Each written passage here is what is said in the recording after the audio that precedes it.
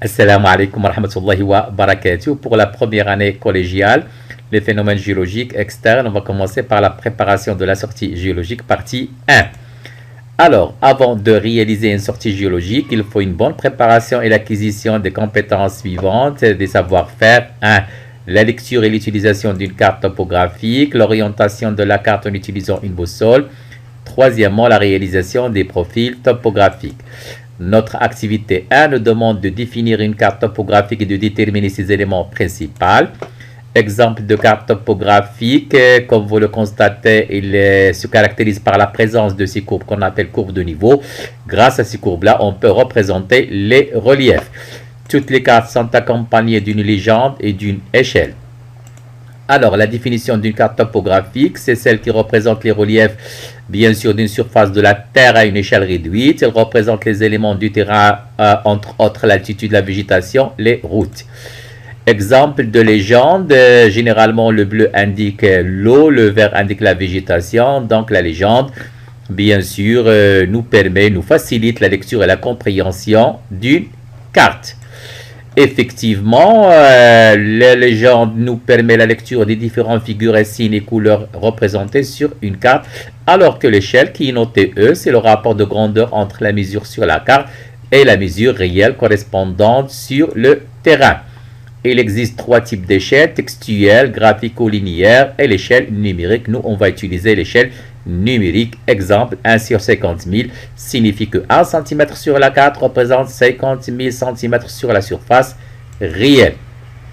Activité 2 indique dans quelle direction se trouve le point côté 2247 par rapport à la montagne Tawrit Izm. Deuxième partie de l'activité 2, calculer la distance sur le terrain entre les deux points A et B.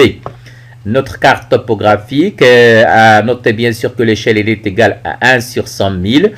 Le haut de la carte, bien sûr, indique le nord, le bas indique le sud. Notre point côté 2247 mètres, alors que notre, bien sûr, montagne Tawrit Izm. Alors, pour indiquer la direction de notre point côté 2247 mètres par rapport à Tawrit Izm, on constate bien sûr le résultat est le suivant. Le point côté, ou plutôt bien sûr, oui, le point côté 2247 se trouve par rapport à Tawrit Izm vers le sud-sud-est. Alors, nous l'avons déjà dit, donc le point côté 2247 se trouve vers le sud-sud-est par rapport à la montagne Tawrit Izm. Deuxième partie de l'activité de la distance entre A et B, sachant que l'échelle est égale à 1 sur 100 000. Donc, alors que la distance sur la carte entre A et B est de 7 cm et les de 7 cm que j'ai calculé par ma double décimètre. Donc, bien sûr, la distance réelle, elle est égale à 7, c'est-à-dire la distance sur la carte multipliée par 100 000, bien sûr, elle est égale dans ce cas-là 700 000 cm que j'ai converti en kilomètres. Le résultat, il est de 7 km. L'échelle, comme nous l'avons déjà dit, dans ce cas-là, elle est de 1 sur 100 000, c'est-à-dire 1 cm sur la carte représente les 100 000 cm sur le terrain. Je vais convertir les 100 000 de l'exemple ci-dessus en 10 à la puissance 5. Donc, le tableau, comme vous le constatez, si nous avons la distance sur la carte, on nous demande de retrouver la distance réelle. Tout simplement, on doit multiplier par 10 à la puissance 5. Si, bien sûr, nous avons la distance sur réelle, c'est-à-dire sur le terrain, et on nous demande de retrouver la distance sur la carte, on doit diviser par 100 000. Alors que si nous avons la distance réelle et nous avons la distance sur la carte et nous demande bien sûr de retrouver l'échelle, dans ce cas-là, on va diviser la distance réelle sur la distance, bien sûr, sur la carte, bien sûr, qui doivent avoir bien sûr la même unité, dans ce cas-là, le centimètre. Exemple 1, la distance sur la carte 5 cm. Pour retrouver la distance réelle, c'est multiplié par les 100 000. Nous avons la distance réelle, on nous demande de retrouver la distance sur la carte, donc je vais diviser, voilà. Troisième exemple, j'ai la distance bien sûr sur la carte et on nous demande de retrouver la distance réelle, dans ce cas-là, je vais multiplier, voilà. Activité 3, citer les outils dont on aura besoin pendant la sortie géologique et le rôle de chacun. Tout simplement, nous aurons besoin d'un carnet de terrain pour noter les observations, d'un marteau géologique pour prélever les échantillons, d'une loupe, bien sûr, indispensable à toute observation sur un échantillon, un agrandissement de x10.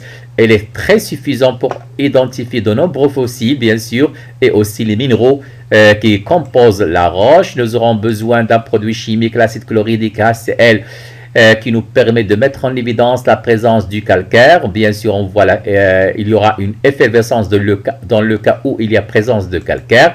Nous aurons besoin aussi d'une lame. Nous aurons besoin aussi d'une boussole. Bien sûr, à nos jours, on utilise bien sûr les GPS portables permettant de se localiser dans les 3 dimensions de l'espace avec une précision de 5 à 7 mètres.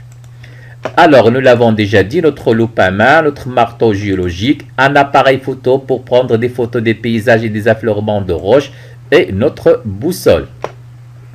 Activité 4, montrer comment sont représentés les reliefs sur la carte, c'est-à-dire comment on passera bien sûr des reliefs à des courbes de niveau. Effectivement, un exemple pour bien comprendre, nous avons un exemple de relief. Je vais diviser ce relief-là, comme vous le constatez, à des altitudes constantes. Dans ce cas-là, l'altitude, bien sûr, dans ce cas-là, est de 20. Je passe 100, 120, 140, 160. Cette altitude entre ces divisions, bien sûr, va représenter ce qu'on appelle l'équidistance, c'est-à-dire l'altitude entre 2 divisions dans ce cas-là. Donc, je continue. Donc, dans ce cas-là, bien sûr, ce relief sera représenté ainsi à un certain ensemble de courbes qu'on appelle courbes de niveau. Chaque courbe est constituée d'un ensemble de points ayant la même altitude. Mon équidistance, dans ce cas-là, elle est égale à 20, 100, 120, 140, 160. Pour bien comprendre, nous avons un certain ensemble de reliefs. Bien sûr, on se demande comment peut-on représenter ces reliefs-là qui ont des altitudes différentes, comment on va les représenter sur une carte. Effectivement, l'observation, bien sûr, aérienne, voilà, montre qu'on ne peut pas distinguer, bien sûr, l'altitude de ces reliefs-là. C'est pour cela, bien sûr, on va appliquer nos subdivisions, comme je l'ai déjà dit. Et ensuite, bien sûr, dans ce cas-là, je peux effectuer mon observation aérienne et j'obtiendrai cet ensemble de courbes de niveau qui représentent les différents reliefs représentés sur cette partie, sur cette surface de terrain. Donc, effectivement, l'observation de profil, voilà, je vois très bien que j'ai pu représenter ces différentes altitudes, ces différents reliefs, bien sûr, par des courbes de niveau. Comme je l'ai déjà dit, la représentation de relief sur une carte se fait par les courbes de niveau. Quelques exemples. Donc, premier exemple, comme vous le constatez, mon équidistance, elle est égale à 60, 80. Donc, l'équidistance est égale à 20 dans ce cas-là. Le relief représenté par ces courbes est celui-ci, comme vous le constatez. Voilà, effectivement. Un autre exemple, dans ce cas-là, l'équidistance 50-100, elle est égale à 50, l'équidistance dans ce cas-là. Et le relief représenté, comme vous allez le constater, effectivement, voilà. Au milieu, on retrouve un cours d'eau, effectivement. Un troisième exemple, trois montagnes, comme vous le constatez. Dans ce cas-là, l'équidistance, nous avons 30, 60, 90. L'équidistance est égale à 30. Effectivement, nos 3 montagnes sont représentées de la façon suivante. Un autre exemple, voilà, dans ce cas-là, l'équidistance, nous avons 350, 400, 450, donc l'équidistance est égale à 50. Et la représentation, ces courbes de niveau, elles représentent le relief suivant. Voilà. Dernier exemple, comme vous le constatez, l'équidistance dans ce cas-là, nous avons 700, 800, 900, donc l'équidistance est égale à 100, c'est-à-dire 100 mètres, c'est l'altitude, la différence d'altitude entre 2 courbes de niveau. Et le relief représenté par ces courbes de niveau, elle est le suivant. Voilà. Un petit peu, voilà. Je continue. Donc, les reliefs sont représentés sur la carte par les courbes de niveau, que vous connaissez très bien maintenant, qui sont des lignes imaginaires placées sur une carte qui joignent, bien sûr, tous les points ayant la même altitude. La distance entre 2 courbes de niveau, ou plutôt l'altitude entre 2 courbes de niveau, représente ce qu'on appelle l'équidistance. Elle est toujours la même sur une même carte. Merci.